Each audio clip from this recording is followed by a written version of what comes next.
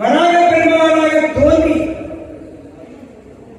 8 ஸ்வரூபத்திலே சேவை சாதித்தார். 8 வராக கேத்திரம், திருப்பதி ஆதி வராக கேத்திரம், ஸ்ரீவில்லிபுத்தூர் கல்யாண வராக கேத்திரம், பாலமாமலை திருக்குறுங்குடி என்பதான 2 திவ்யதேசங்கள், ஆழ்வார்த்திருநங்கை என்ற திவ்யதேசம், ஞான வராக கேத்திரம்.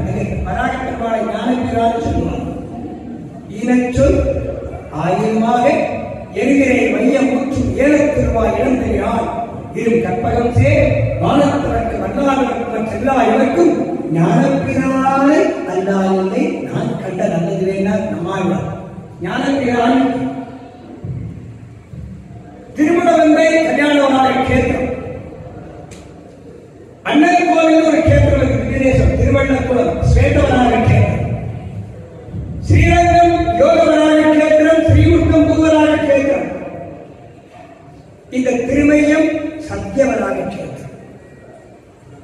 ஒரு திவ்யதேசம் எடுத்துட்டா அது ஒண்ணு வராக கேத்திரமா இருக்கும், அது நரசிம்ம கேத்திரமா இருக்கும், இல்லை யாராவது மகான்களாலே அவர்கள் அவதரித்த காரணத்தினாலே அவதார கேத்திரம்